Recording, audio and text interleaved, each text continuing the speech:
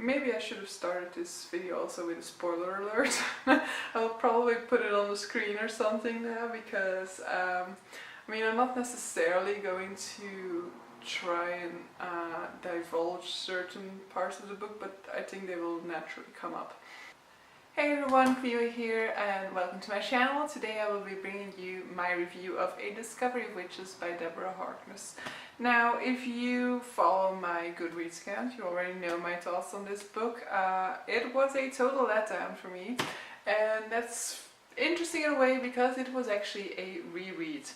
Now, I read this book 3 years ago, I think. I read it after I went to China, and one of the people that I met on my China trip was absolutely in love with this trilogy, and she spoke so passionate about it that I decided to give it a try. And yeah, it didn't work out for me. Well, actually, my first read of it was okay.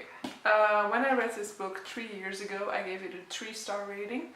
And my comments about it were more or less that I liked it at the beginning. I didn't feel like it needed to be compared to Twilight because I didn't like Twilight and I quite enjoyed this one. I did note that the story lagged at some point, and you know, the characters were getting along too well, so things were getting a bit corny and stuff like that, and that I hoped it would pick up in the second book.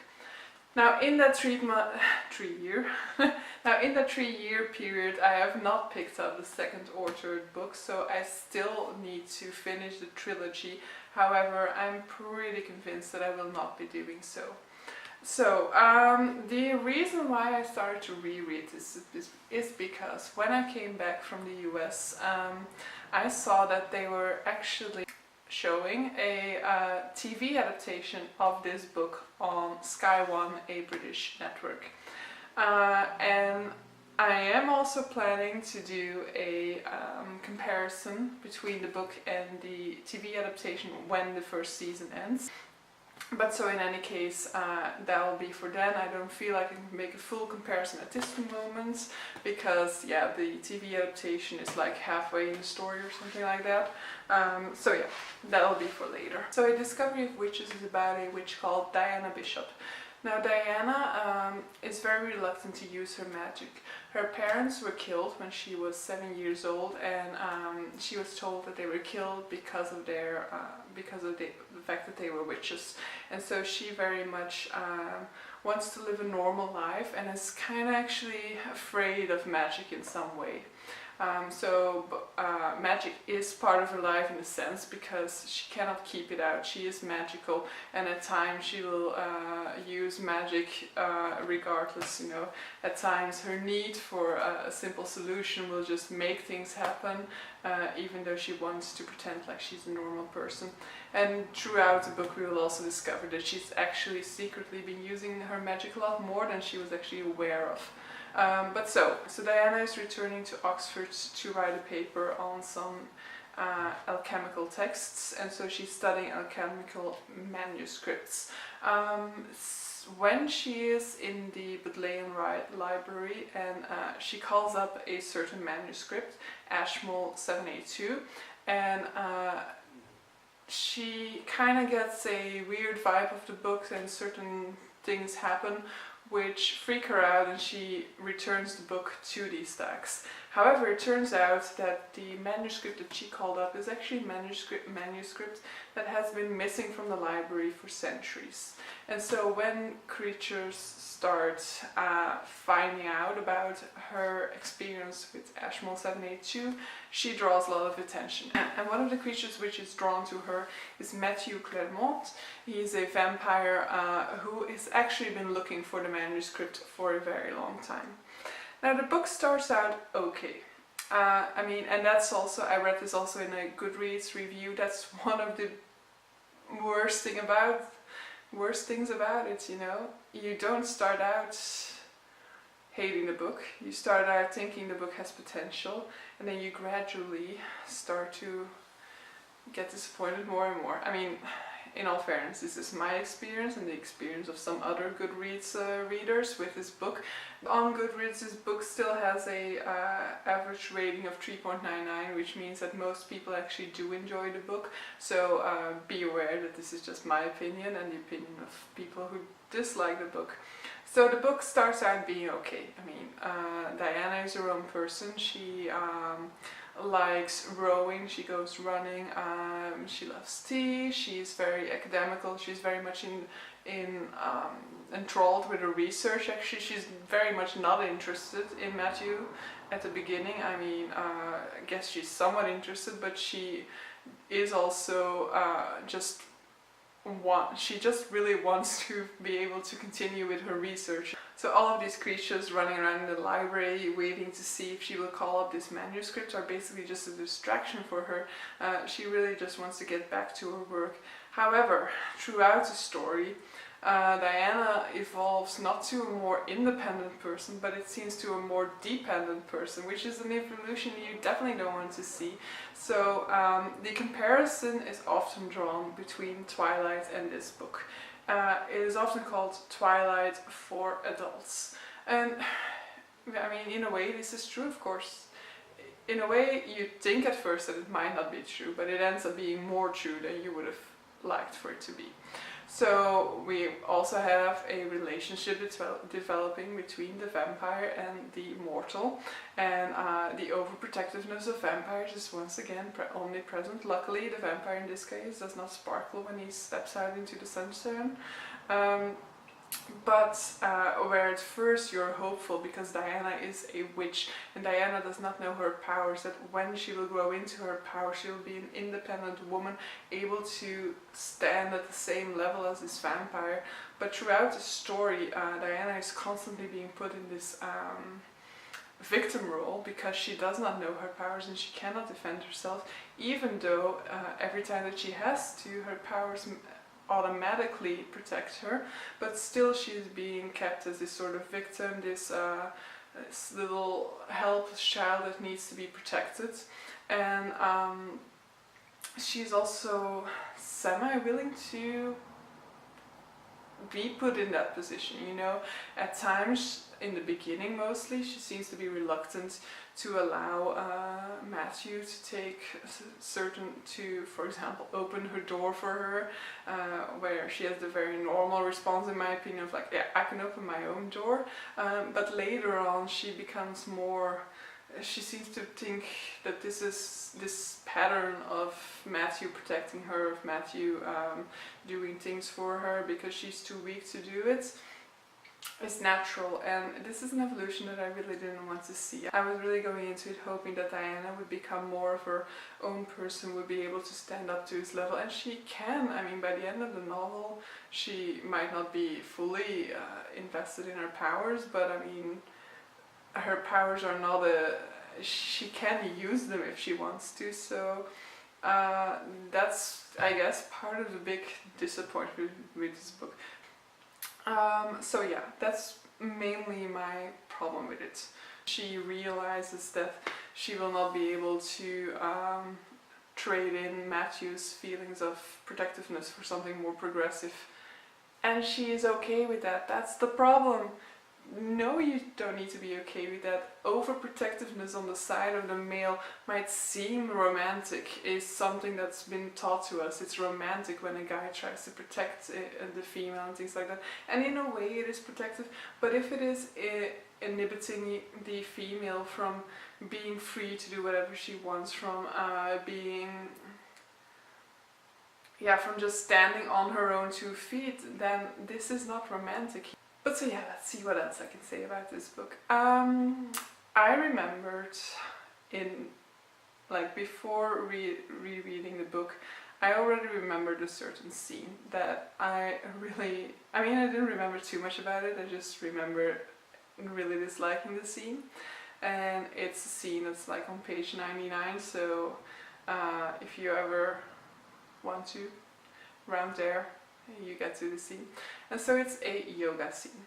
And now, fine, I do yoga, I have nothing against yoga, but this is like, basically the scene is just there to show you how great yoga can be, I think. I mean, this scene adds nothing to the story. It doesn't bring the characters closer to each other. It's a way to describe some more of the quirks of like witches, vampires and demons in a yoga setting, like witches having problems staying grounded, literally, vampires being able to keep these poses for a very long time. I just feel the scene is so empty. It seems that it's really just there in order to be able to give some fun quirkiness to this universe of vampires, demons and witches. And that's the problem a lot of the time. I feel a lot of the scenes in this book are there for no reason. A lot of the scenes are way too long for what they should be. I mean, there's a very big chunk of the book in which, to my opinion, nothing seems to be happening except for some discoveries about Matthew's past, but I mean, it's a whole lot of discoveries one after the other, and none of them happen in like action. They all happen as like being a storytelling almost, which really is not I mean, it's not a way to keep your reader enthralled. So the story lags a lot in those parts, but just overall the story you could have done with a severe edit, because if it's 700 pages long, it really didn't need to be that long. Really not that much happens to it in the end. Also, the entire final part in which they are in the house of her aunts is way too long. I mean, they're not, what happens in that part? Almost nothing. That's the whole problem I have with it. If you look back on what's happened, you're really like, why does this book take 700 pages? Big problem that I also have with it is descriptions. It uses so many descriptions of people's clothing. So every single time a character is introduced, you're introduced to that character, but also to what that character is wearing. If that character pops up later in the book, you're most likely to get another description of what that character is wearing. You don't need to know what that character is wearing. I mean, is that in any way important to the story or to the character? It can be, you know. I'm not saying clothing cannot be significant to cannot play an important role in establishing a character, but not every single time you see the character, and not with every single character, and not the entire ensemble. So yeah, I had a big problem with that. Also with the description of what they eat. You always need to know what they eat, the preferences of what people like to drink and these things. They all seemed like annoying elements that do nothing to the story, that just pile up and make the story extremely long and I really don't see how they got past an editor. I mean, a good editor should have seen that these elements are just dragging the story down. They add nothing to the story, and yeah, if an element is adding nothing to the story, it needs to at least be an enjoyable element, and that's definitely not the case. So perhaps it's also time for me to say something positive about the book. So yeah, it's fast-paced, first of all, so you fly through it, I mean, easily. It took me 2 weeks to finish it, which for a 700-page book for me is okay. I read every day before going to bed, so it depends on how tired I am, how much I can get in. But usually I could get like 2 or 3 chapters in before going to bed, so that is a testament to the fact that it is fast-paced to get through. However, it's very frustrating to get to. But yeah, positives. We were on positives. So another positive I feel is that she's good at adding like the quirks for certain species, especially for the witches. I actually really love the witches in this book, and I absolutely adore the witch's house, which features in the final part of the book. So it's like a house that's really a character in itself, and sadly that character is actually the one that is most interesting in the entire book. So the house will actively let the inhabitants know when it's displeased with them. It will add rooms to let them know that somebody else is coming. It is inhabited by ghosts. It can like stuff disappears in it or reappears. I mean, really, it's that's the best part of the book. And it's sad to say that a house is the best part of the book. And it's even sadder to say that Diana, who is our main character, who has grown up in this house, prefers the cold vampire castle over this house after only having been in that vampire castle for 2 days or something. But I mean, that was one of my major disappointments also with the book, that Diana falls in love with this cold old castle while she has such a lively warm home back in America, which for some reason she doesn't seem to like have as close of a bond with as this new place that she might share with Matthew. So I'm guessing that's it for the positives actually, because I cannot come up with more than that. I mean, the tension between the two main characters in the beginning of the novel was good, but it like quickly dissolves. You have this period where Matthew is doing the typical "oh no, it's better if I stay away from you" thing. Been there, done that.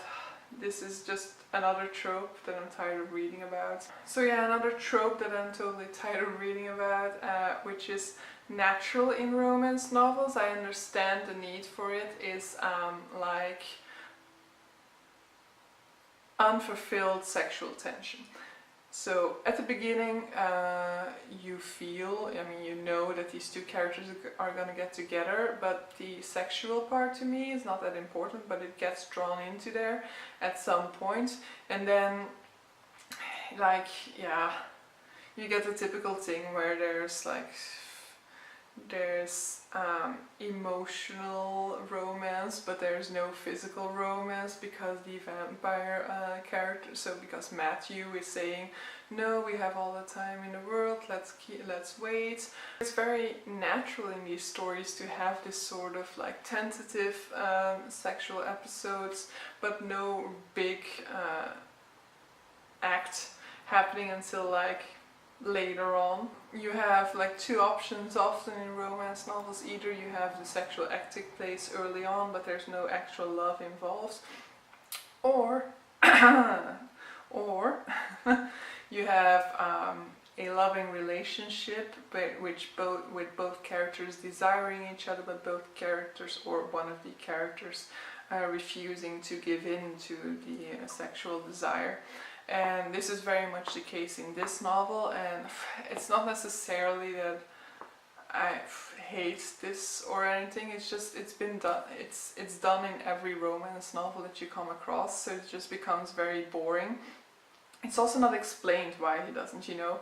In Twilight, at the very least, it's explained that Edward would lose control and whatever. Matthew isn't even saying that. All that they're saying is, we have time. Okay, you might have time, but why not just do it now? So what else can I say about it? I will revert back to my first point about the like dominant male protecting the weak female. This very much ties in with the pack mentality, which is very much stressed in terms of vampire behavior in this book. So vampires are very much like, they're compared to a pack of wolves in this novel, I guess because we don't have any werewolves in it. So they stick together, there's an alpha male and everybody needs to obey him. And this is also so annoying because you get to the point where, of course, Matthew is the alpha male, and that means that Diana would need to obey him, and she is willing to accept that. I mean, feminism? Anybody? No? Okay. Also, she forgives him for a lot of stuff that she shouldn't be forgiving him. I mean, he does some pretty unimaginable things. He's constantly hinting at, if she discovers my past, she will no longer love me and things like that. If she were to forgive him for something from his past, no problem. I mean, it's in his past. But she forgives him for something he does in the storyline, and she forgives him for it relatively easy, you know. I don't feel like there's a reason for him to do it. In the TV show, he doesn't do it. In the TV show, they weaken the event, so it's no longer as unforgivable as it would be, I think, if he were to do what he does in the book. So yeah, there are just so many choices the main character makes that I feel are questionable, are things that I don't want to be seeing happening. I'm very much a feminist, and I thought those were very annoying. I secretly hope that the second book will just be Diana realizing what an asshole Matthew is and deciding to turn things around, but I'm quite afraid that that will not be the case. So I'm not sure what I will be doing with this, whether I will be reading the second book or not, because this book, reading this book, the experience of it was really frustrating for me. You know, I really wanted to continue reading. I wanted to know what was gonna happen. For some reason, I don't know how she managed to do it, but for some reason I really wanted to know how the story would evolve. Even though I was constantly frustrated with the way the story was developing, I still wanted to know how the story would develop further. But that just meant that the frustration got higher and higher as I got sucked into this thing. So yeah, I don't know whether I want to make myself do this for a second book in a row. I think most likely what will happen is, if there is a second season to this series, I will be so intrigued by this series that I will want to know how the story will develop, and I won't be able to wait every single week for the to see where the story is going, and so then I might pick up the second book. So I won't get rid of it just yet, but yeah, it's probably like the second time in my life, or I won't say absolutely, but it's one of the rare occasions where I feel an adaptation is better than a book. But so yeah, I will let you know later on, because who knows, the TV show can still disappoint. But so yeah, please let me know if you have read this book. Definitely, if you liked this book, let me know what you liked and what your thoughts were on this. You definitely can contradict my version, my interpretation of this. You can definitely let me know why you like the fact that Diana is willing to let Matthew protect her and things like that. There are definitely things that can be said in favor of that as well, I'm sure. So please let me know, and we can hopefully have a constructive conversation about it in the comments below. Bye!